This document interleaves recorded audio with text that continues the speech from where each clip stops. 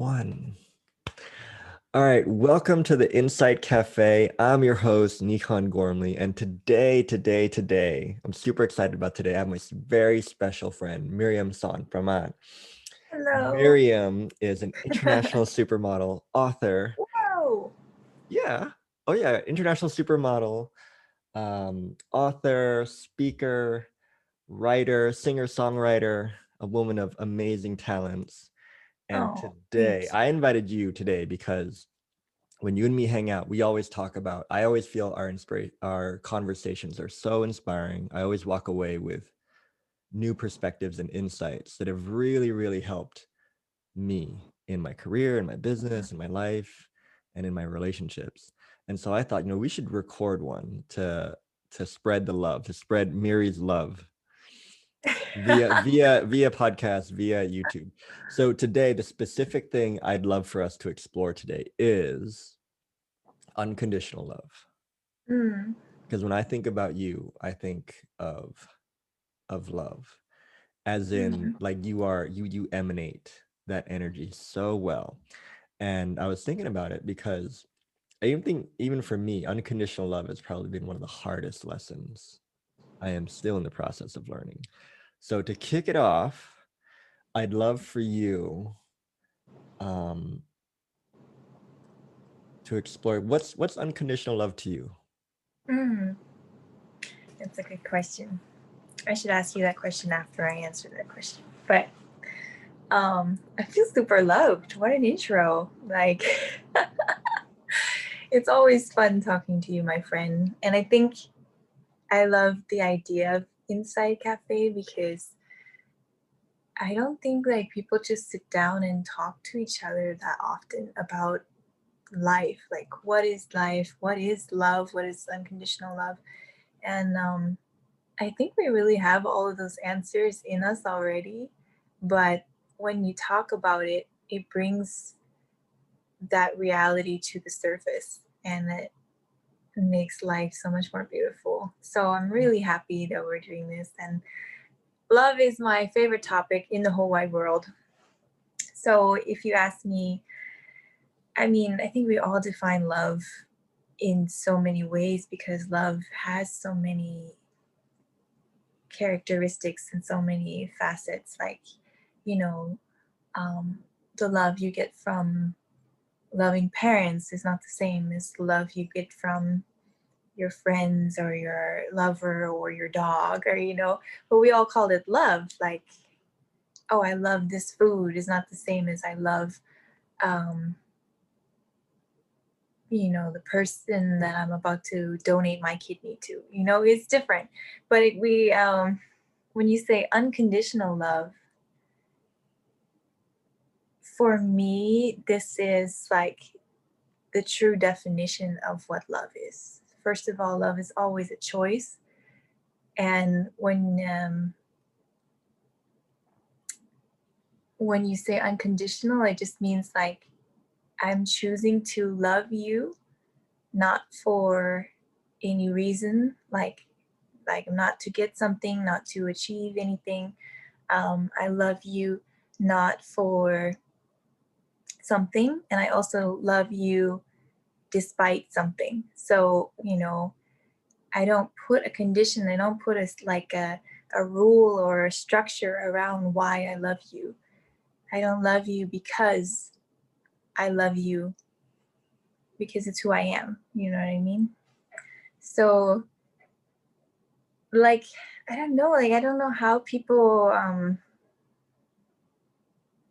feel about unconditional love. I think maybe it's like a cliche romantic movie kind of thing. Like there is no such thing as unconditional love because you always have to have those healthy boundaries. Like, are you both giving? Are you both in this relationship equally? But then there is something so magical and so powerful about choosing to love someone regardless of whether they receive it, how they respond, how they treat you.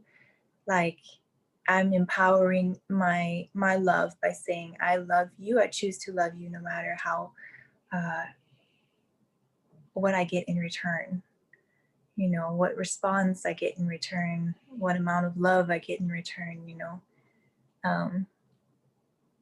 I wish I could give you like a textbook definition, like, you know, the one sentence and then use it in a sentence, but no. That was the most roundabout way to define love ever. But yeah, I really think it's different. It's special. You know, I think we use the word love very loosely, but it's a very, very powerful choice that anyone is free to make at any situation, you know, whether it's your family, whether it's romantic or in your workplace. I don't know. What do you think? Tell me what you think about this Well, unconditional love. I need a moment. I'm being impacted by your words. I want to tear up, like, because yeah, I felt every word of that. I think, to me, and you hit it, to me, unconditional love, well, actually, where this conversation came from, to me, it came from a colleague named Rob Cook, and I did an earlier podcast with him about healthy masculinity, and he's the one who first really pointed me in the direction of unconditional love. So for me, when I think of love, I think of relationships. And Rob Cook was the first one who pointed to me that, you know, there's relationships, and relationships have conditions. And then there's unconditional love, which is beyond condition. And he's the first one to point me to the idea of when you can really love somebody, regardless of how whatever thing works out with that person, you're Right. tapping into something way, way, way, way deeper. And to me, I think unconditional love it's going upstream of love. And what I mean by upstream, it's going beyond what our thinking has about what love is or isn't. It's more pure. It's before love. And I think in that space, I see how expansive it is, you know, because unconditional love, there's so much energy, there's so much purity in that. And if you think about when you go downstream to conditions, there's so much energy that needs to go into upholding conditions and following conditions, right? But if you go back to unconditional love, that energy is let loose and let free. Right. And to me, yeah, that's where the juice is at, I think. And also another premise comes to mind. So to me, a premise is, excuse me, is what's our thinking about unconditional love, right? So I'd love to point us in the direction of what do you see as unconditional love towards others and ourselves? Well, I think the nature of unconditional love really ties in with grace, which I know is a big word for you. That's my favorite word, grace. Because if I had to define grace, you could define it as two things. It is, you know, not receiving what you do deserve, which is often punishment or, you know, consequences for failures or whatever. Or it could be defined as receiving what you don't deserve, which is, you know, abundant blessings or things you didn't earn, you know? And I think that's the nature of unconditional love, is like, it really doesn't depend. Receiving unconditional love does not depend on what you did or didn't do. It's like a completely freely given gift. And so it has to be freely received as well. Oh, yeah, that's a quotable. Anybody who's listening to that, yeah. And so that's the nature of it. Like, I cannot, by definition, like, I cannot give you unconditional love if you have to earn it, or if you have to deserve it, or if, you know, you're good enough for it, which is amazing, because that means everyone is worthy of unconditional love, and everyone is capable of receiving unconditional love because it's free. I love that. Yeah, go ahead. To what occurred to me as you were saying is there is a massive premise around love that it has to be earned. You need to be good enough to receive love. You need to be good enough to give love, or this person needs to be good enough for you to give their love. And then the nature of love is it's already there. We create limitation around love through Right. conditions, right? And then we get weird because Yeah. yeah, right? We're like, I need to do more stuff Like so I how can be more lovable. stressful. Yeah, how stressful is Oh that, my right? gosh. We're all like fighting to, be just striving all the time to achieve something that you cannot earn. It's like it's almost like no matter how hard you fight, you can't fight for something that's free, you Mm, know? And yeah, it's I mean, I'm guilty of it, trying to me too. be good enough. And I the last couple years, something that really defined me and a lot of the things I would speak about or things like that was that you really can't find belonging Mm, unless you're truly yourself. mm, And that is this thing about unconditional love is like if I'm pretending to be somebody else and people love or accept me for that, then I never actually feel loved because they're loving something that's not really me, or they're loving an image that I created and not truly this raw and vulnerable every true thing about me.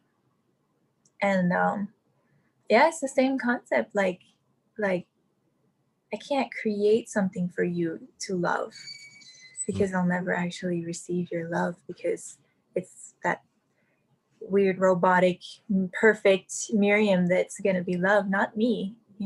Mm. um but yeah, we fall into it all the time, even simple things like um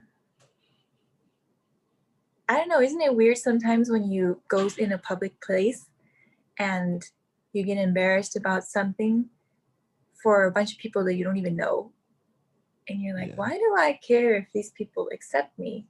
It's because we all want to be accepted. We all want to belong. We all want to be loved or appreciated. It doesn't matter who it's by. Mm. So it's very easy to fall into this striving of, I need to achieve love, Yeah. or I need to achieve a certain level of whatever it is, success, fame, perfectness, beauty. I don't know what it is that before we think that we can be loved.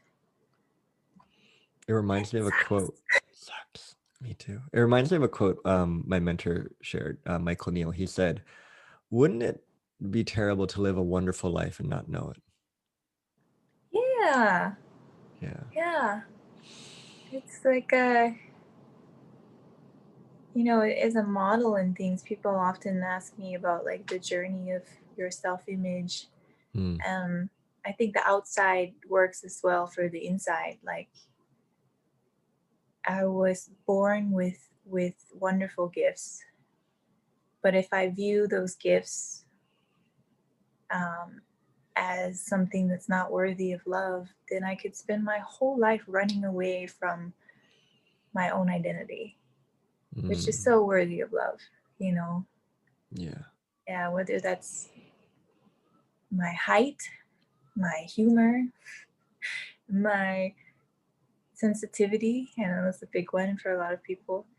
Um, yeah, like you're so full of so many beautiful treasures. And oftentimes, if the world, even if one person says it's not good enough, it's really easy to believe them.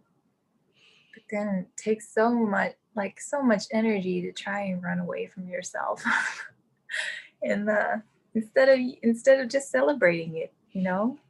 Can you maybe share what have been experiences for you? Like, what was it like for you to run away from yourself, and what did you see in that or not see?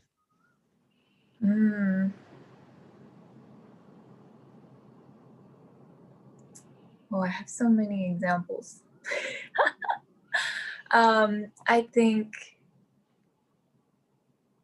ever since I was young, this is a very vulnerable example, but I think I've always kind of struggled with perfectionism just because uh, one of my gifts is organization, and you could call it OCD, but I like things to be I like to know where everything is. I like it to be clean. I like, you know what I mean?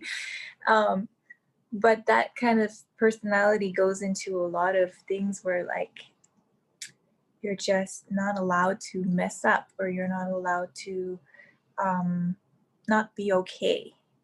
And I remember sometime during high school, I think, or my teenage years, I just started crying one day and I couldn't stop crying. And it got to like, I was like, not even just, tearing up, it was like wailing. And to the point where my parents were like, "What's wrong?" And I was like, "I have no idea." And they just let me cry. And then after a while, they're like, "I think you should stop now," you know? And I was like, "No." And without even realizing it, I was like, "No, it's my turn to not be okay." And then I was like, "Whoa, I know what's happening now. I have never allowed myself to not be okay." And it just exploded. I built up and blew up, you know what I mean? And that was my choice. There were so many times I could have just told my family or my friends like, "Hey, today I'm not okay," and I've let it go. Or, "Hey, that kind of hurt," or, "Man, I'm disappointed," or, it's just life. It's totally fine to feel negative things, and then instead of that, I'd be like, "Oh no, it's okay. I'm fine. Oh, I forgive them. They don't know what they're doing." And just building up this hurt and just like denying my own humanity and my own emotions and the flow of my heart, and then suddenly, boom! Like I can't anymore. I'm not okay. Um, yeah, and it denied everyone around me the opportunity to love me, because I wasn't allowing myself to receive their love because I was perfect. I didn't need it, you know. Like they couldn't love me unconditionally because I was earning it all the time. If that makes sense. That makes complete sense. I so resonate with that. And Yeah. in your sharing, what I heard, what I saw in myself was like, oh yeah, I do that too. Mm, Like, and you mentioned it to me before, and I'm like, I'm okay. But then when I sat with it, I'm like, Miriam's right. Where I am so quick to discredit myself because my thing is it's never mm, enough. Nikon's never enough, and he's always reaching and striving, and it's almost like running away from myself because if I can just achieve enough, I can just get enough, and then I'll be worthy. And it's right. such a misunderstanding because I was always worthy and love was always Right. available, and it was so terrifying for me to slow down and really sit with like it's okay, like Mm, exactly where you are, like you are loved, you are cared mm-hmm. for. And I think even sitting with it now and listening to you, I'm like, oh yeah, like I still get caught up. And I've noticed too that the times, the very glimpses of moments when I've really just been in love with myself, like in Mm. like open myself up to unconditional love, I don't get stupid. Like, Yeah. another mentor shared that 𝗂𝗶𝗁, and she said there was a premise about being peaceful, and there's a premise Mm, that you need to rage and shout and be violent to make change happen. And she said when you're peaceful, you don't get stupid. And who says peaceful is not powerful? So for me, really mm, sitting in unconditional love for myself, I'm less anxious. yeah. I'm less fearful. I'm less hurried. My brain, my mind is quieter. And coincidentally, there's so much more space within me for grace. Right. And this links to I was talking to another mentor, 𝗖𝗶𝗁𝗫𝗁. Sorry, Steph.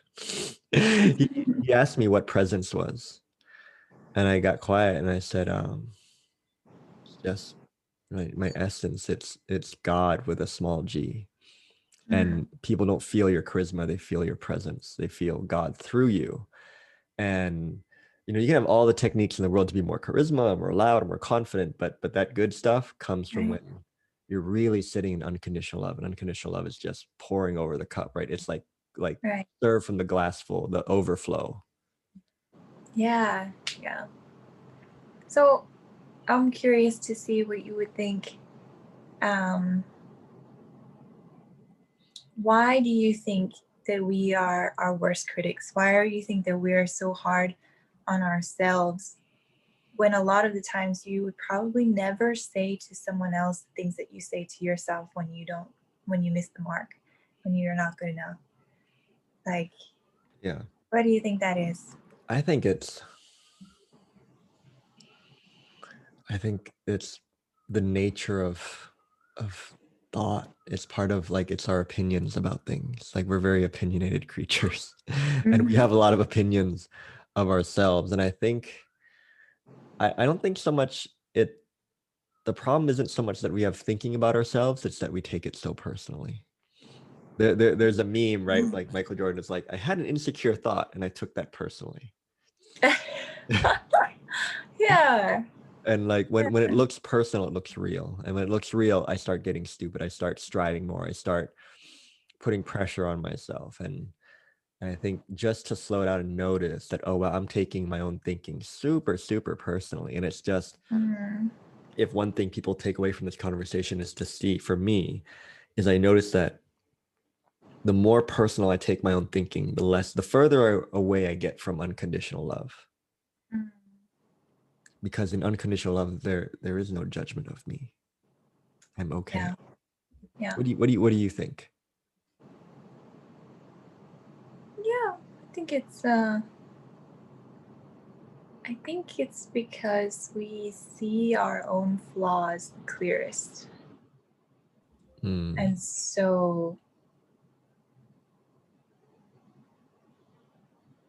I'm on board with that, right? In terms yeah. of like, we are a lot closer to the scratches and the cracks, or Yeah. perceived cracks and scratches than anybody else, right? And then we have a lot of thinking about that, like, oh man, if they knew who I really was, like they wouldn't love me if they saw like Right. my dark sides. And you know what's interesting about that? And I think I wonder if I shared that with you. I think I did. About how when you're sitting in unconditional love, other people's worse, it's cause to love them more, not less. Yeah. Yeah. And Totally. that insight changed my life because, and that hit me like a truck. It was like, wow, your darkest moments give me space to love you more because I see that too is part of you being human. Mhm. Why would I not give that to myself? Mhm. Yeah. I think when you taste how good love is, you just want everybody to have it. Oh yeah. Yeah. Yeah. I think yeah. What comes to mind is, if I had a prayer or a wish, I'd be for everybody to have at least a moment of seeing themselves through Grace's eyes, or through love, unconditional love's eyes. For a Mm. moment, just for a moment, to taste that. Because once you taste that, you won't settle for less. You won't settle for like half unconditional love. Like you it's so juicy, it's so tasty, you do better, you have a clear mind. Right. I wonder what's on offer, meaning what are, I hate the word benefit, sounds so cheesy, but like what becomes available to people when they come from unconditional love in their work, in your career, in their lives, in their relationships. We can start with like, because when you do your work, and when you're in magazines or pictures or you're singing, like I just feel love. So I wonder what's that like for you. Well, people have asked me, I've talked about this so many times, like, I'm so happy that people feel love in what I do. Mm, But often the question is like, especially if they hear stories that are not so mm, pretty ugly stuff. And they always ask, like, how did you keep the love? Like, out of all of these things you've experienced, why are you still loving and full of love? And my answer will always be like, I didn't keep the love. Like, love always keeps me. And I know you said you didn't want to use the word benefit, but like the true advantage of loving others is the fact that you know what love is. Yeah, or know where to Like look. I can love other people because I was first loved. Mm, And for me, like for me in my faith, my source of love comes from God, which has never failed me and never ran out. And mm, because I think all humans are human, so we make mistakes and we hurt each other, whether it's intentionally or unintentionally. But with God, He's so full of goodness that at any point when I just want to give up on everything, His kindness just comes in and is like, hey, like I still love you. And that love like will literally, like you say, fill your cup and overflow it, so that when you're loving others, it's no longer my own strength that I use to love people.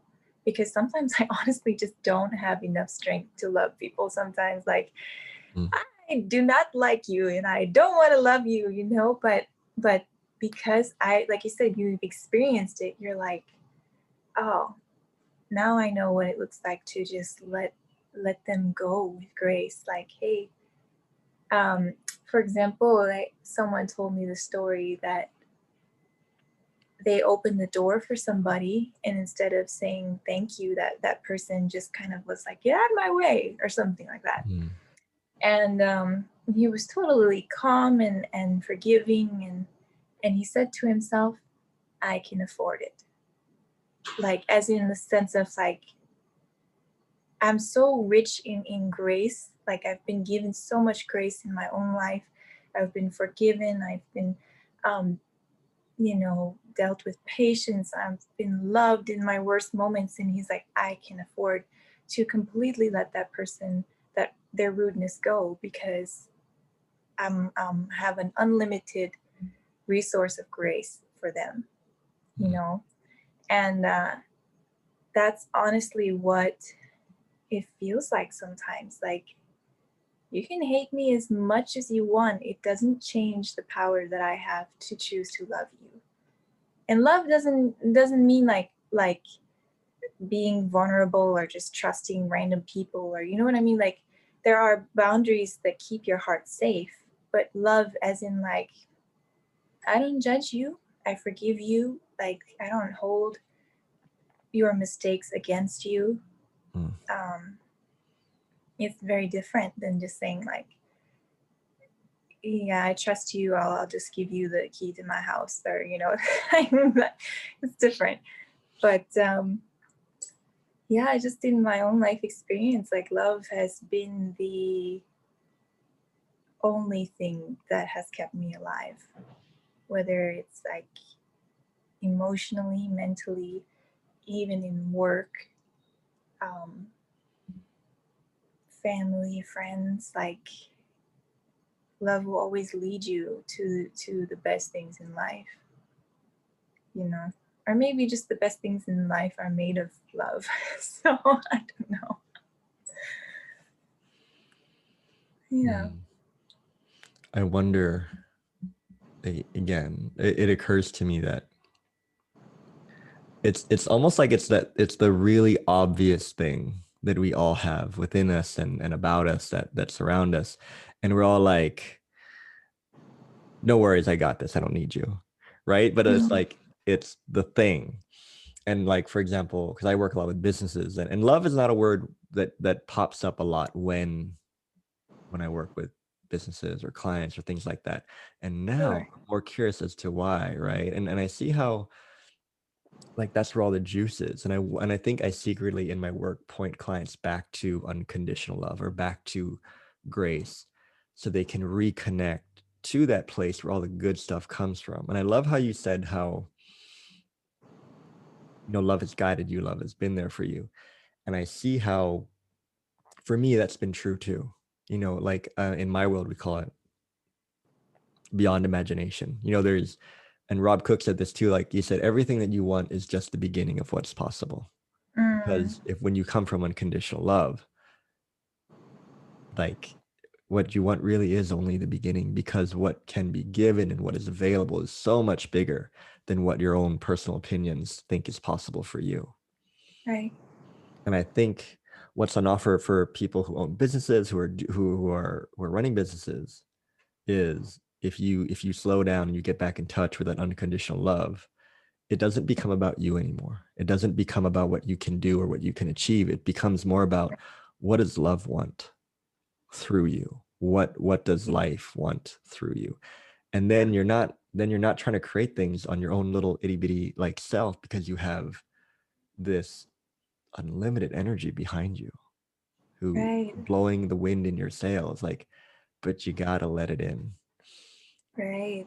I would definitely agree that, I've met all kinds of people, and the most successful people, like in the world's view of success, like whether it's money or um, business growth or, whatever it may be, they are the most humble people. And I will always say, like, favor can get you to success, but humility will keep you there.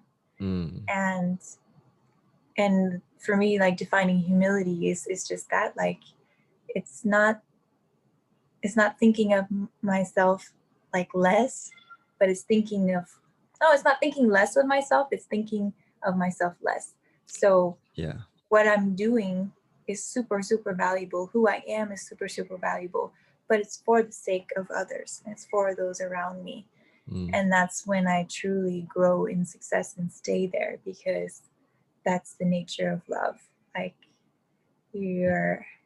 it's so much more than what you just need or what you just want. It's like available for even more people around you. And so, yeah, I think it sounds like a fantasy ideal, but if you look at like successful people, you'll see that they live their life for other people. It's not like they're denying themselves either, they're happy and fulfilled as well, but they're so humble with what they have and who they are. And I think that's why they haven't fallen from success, if that's even a thing. Yeah. I wonder if we could look at relationships real quick, because I think like when people think of love and unconditional love, we think like, okay, relationships, even people. And I wonder how conditions get in the way of people really connecting. And there's a quote I read by Michael Neal, and I wrote it down, and it was so beautiful, but it was more about life. But I see how this relates to our conversation now. It said that you can never be in love with life if you require life to be a certain way. Mm, So in terms of connecting with people and even romantic relationships, like you can never really be in love with them if you require them to be a certain way. exactly. Yeah. Yeah, which you see relationships failing all the time because people are forever changing and circumstances are always changing. Like, how many people do you know um, love somebody for what they have, and then suddenly they don't have that anymore and they don't love that person anymore? You know what I Yeah. mean? Yeah. That just sucks, because like the One of my, yeah, person, one yeah, of the my favorite, person yeah, people change. One of my favorite premises pointed out again by a mentor. He said that he didn't really agree with like creating a spec sheet of your ideal partner, because mm, that's not human. People tend to change. yeah. And if you're in love with a spec sheet, then that's not going to work out for you very well, because the moment they change to not be on that spec sheet, like you just get a new person, right? And I think Mm, if you can, I think the first step is awareness, right? Seeing the conditions that you put on people, and then seeing what's available beyond them. Because I really think, like it's just common sense to me. You and me do really well when we're coming from unconditional love. I imagine other people would do well too if you can mm, love them from unconditioned, if you can right. love them beyond conditions. Mm. yeah, it creates a safe place for people to grow. Like, I think the most successful romantic relationships, you'll see both of them flourishing in their own personal life because of the love they're receiving from the person they're closest to. Mm. Because, yeah, I think you're really like the best version of yourself when you're loving someone unconditionally. And you're gonna have the best life when you're being loved unconditionally. And so you can just see it, like, because there's so many things in life that are gonna come at you as a, as a couple. That challenge you, So that take you to places that you yeah, might not want to go. Yeah. yeah, so it's a lot of work to be demanding your loved one to be a certain way, or demanding yourself to be a certain way in order for you to be loved, versus, um you know what, no matter what comes at you, like, I'm gonna be here loving you. No matter what comes at me, I know you're gonna be there for me. That's probably Like, one of the most profound feelings. And again, to shout out to mm, Rob Cook, because I asked him about like, what's this? Like, I've heard of unconditional love, but tell me more. And he was talking about how mm, it's it's being able to give and receive love at all levels, yeah, not just at your best, but even when at your worst, yeah, to still be open to receiving love, and even still be open to giving love at the other person's worst. yeah, yeah. Mm. I think I love weddings and wedding vows because it's basically like you're promising yourself to that, like, in sickness and in health, like, in the dark and in the light, like, it doesn't affect my choice to love you, which, that's what I hear when I hear vows. It's like, we're about to start our lives together, and that means life is going to be full of the unexpected and ups and downs, but those things don't define my love for you. You know, it'd be cool if at like when kids turn, or when people turn 18 or something, they take those wedding vows but for themselves.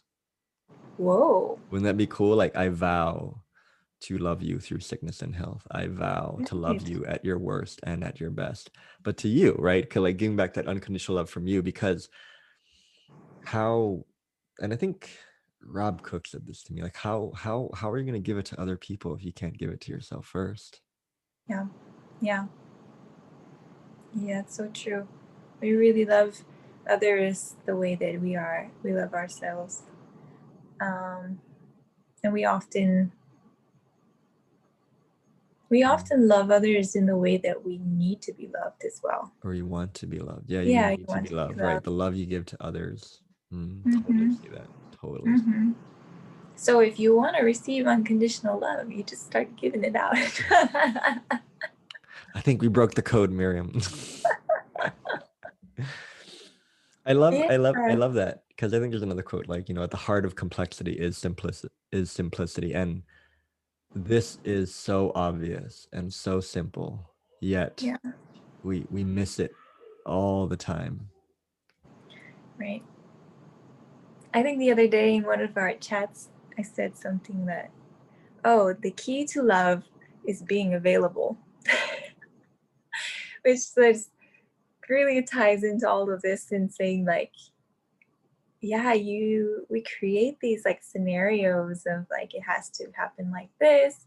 I have to receive love like this, or, you know, meeting my perfect someone will be like this. But often it's just being open hearted to giving and receiving love, whatever that looks like sometimes, or yeah, just not closing yourself off either for that perfect person, or, it's just like, I think love will always find a way to surprise you. And so be available because it'll be better than what you think it will be. Mm. Yeah. Right. To be open, to have love surprise you, you first need to be open to it. And I think Mhm. that's why we probably have a much harder time than we need to in life, because we're trying to do everything on ourselves, and we're just so not open to this unconditional love, because we think it's like, oh, that's like airy fairy and like rose petals and stuff. That's not how you do life. Life is up to me. And every time I've done that, I've always come to the conclusion like, this is way harder. And the moment I surrender to that deeper part of me, or that wisdom, or that unconditional love, things just seem to flow better. And I'm Yeah. like, oh. And then I've learned to stop doing this, but habitually when things started to work better, I used to go, all right, love, you can go now. I got this. Like, thanks, you know. Oh dear.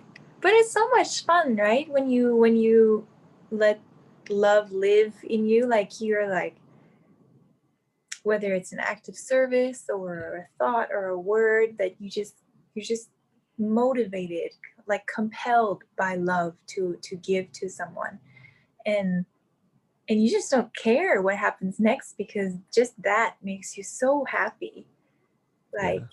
like I love loving you because it fills me with life. And yeah, there's just like no, there's nothing like it, you know. Yeah. Yeah. Cause, and it's the same in return too. There's nothing like having somebody choose you for you, or choose to do something for you that you didn't force them or ask them to do. Like, it's just that freedom. I Mm. could have chosen anybody, but I chose you. I could have chosen to leave, but I stayed. Like, it's just that choice that just like, yes, that's that love. That's that gold, like, that you cannot buy. You Mm. cannot earn it. Like, I've been chosen. I've been loved. And in that place, literally nothing is impossible. So it's the best in the world. Love literally makes the world go round. Makes it's the existence of the universe. Love. When you were talking, I wonder if, um, in order to make room or become available to being chosen, you first have to choose yourself. Like, you need to open yourself up to that choice first. Mm-hmm. Mm-hmm. And then you get access to being chosen. I mean, not that it's an earn, not that it's like, oh, it's earned, or it's like worthy, you become worthy. It's just like, Rob Cook said, you really got to give it to yourself first. You really got to Mm-hmm. open that door for yourself first, and then other doors open. Or that's been my experience, at least. What about you? Yeah, no, it's so true. We love because we were first loved. And like, we wouldn't know what it even looked like if we didn't receive it first. And that's why I said, like, for me in my life, I feel so blessed to have met love, because I don't know, I don't think I would be alive anymore if I didn't. So there's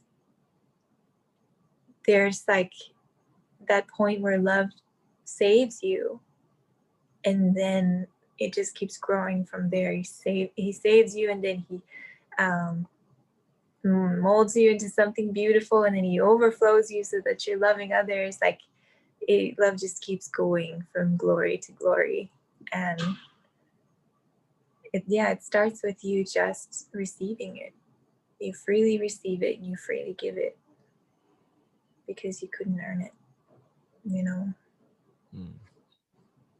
So I think it's it's hard to talk about where you can find unconditional love, because I know it's different for everybody. Like I'm the last person to tell you to, find a religion to bring you love. So when I say, like, I found my source of unconditional love from God, I'm not saying I found it in a religion. And I'm not telling you what to call it or what name or whatever it may be for you. But I can still remember that day when I cried out to God in my bedroom floor, just crying until I thought I was gonna die, and said like, if you are there, I need to know. And that's the moment when everything good and everything perfect and everything lovely and kind was just, embodied into like a person, and that person was holding you. That's what it felt like. And I was like, this is what love actually feels like. It's holy and it's terrifying and it's bigger than I've ever seen. And so for me, like, that's the love that I follow, and that's the love that I pursue and that pursues me, even when I'm too tired to forgive or too hurt to be vulnerable again. Like that's the love that comes in sweetly and says like, hey,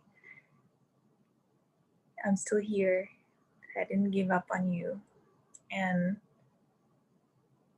yeah, so for me, if I call him Jesus, you may call him something else. And if you're looking for that love, if you want to taste what unconditional love is like, just ask, you know, look, ask, seek. Like, I promise you that you won't be disappointed, you know? Like like you said, Nikon, like it's once you've once you've experienced it, like you just never want to go back anymore. Like, wow, love is so much more than what it is in the movies. Love is so much more than my bad relationship experiences. Like, love is so much more than my disappointments. Like, it's so worth pursuing, and it will pursue you back. I promise. But I don't know what it'll look like for you, you know? I can't define it for you. Like, it's so personal, isn't it? Yeah. I think I love that. I loved everything about that, and I felt every word. For me, what I heard and what you said is, it's not like out there. It's an inside thing, to look, to really slow down the busyness in your mind, to slow down and notice within that it's always been there, and to really Mm. touch with that space. And I think, or I don't know why this comes to mind, but it was an exercise I think a mentor said, and it was just notice that he would tell you to look in a direction and notice that there's nothing you need to do to look harder to Right. see. There's nothing you need to do to feel more, to just be in your body and just feel. Like, that is what you're talking about. And I love this conversation because it's pointing people in the most gentlest way of where they can start looking. Because if you start to look in that direction and you keep looking, eventually you're going to find something. Yeah. Yeah. Yeah. It's really about pursuing, or just like I said, opening, being available, because we talk about love all the time. You know, there's all these 12 steps to perfect love and this and that, but it really just starts with you. And love is powerful enough to be specifically like for you. You know, it's Mm. personal, it's intimate. It'll look different than it will look for somebody else because you are different from everyone else, you know? Mm. So yeah, like to tell someone how to pursue love is a weird thing. um It occurs to me, like, I can't tell you how, but I can tell you where to look. yeah. Yeah. Yeah, I can't tell you what it's gonna be like, but I can tell you it's gonna be good. All right. I want to respect your time because we're coming up on time. Thank you so much for this very loving and healing conversation. I think everybody who listens to this is going to see something new for themselves. So before we go, I'd love Mhm. for you to plug, like, what are you up to? Where can we find you, and where can we connect with you? Well, I think this year has been an adventure for everybody, but I've been up to some new stuff. Been working on a workbook, which is in the making. So hopefully in the next year or so, I can tell you more about that. But you can stay connected with me either on Instagram with Miri Sorn, or Facebook. My name is Miriam Sornprommas, and usually try to update people there. I love making music, and hopefully I'll be releasing more music of, whether it's covers or my own original songs, which will be really exciting. Yeah, I'll probably release them on YouTube, but you'll definitely hear about it on Instagram probably first. So And yeah. as you release those things, I'll update the links in the description of this video. So Oh, you can that's find it there. awesome. Thank you. I super appreciate you and what you do and this conversation as well. I really hope everyone who listens has found something hopeful and good in it. And I'm sure they will in your other podcast as well. So check those out too, guys. All right. I'll see you later. All right. Thank you, Miriam. Bye. Thank you. Bye bye.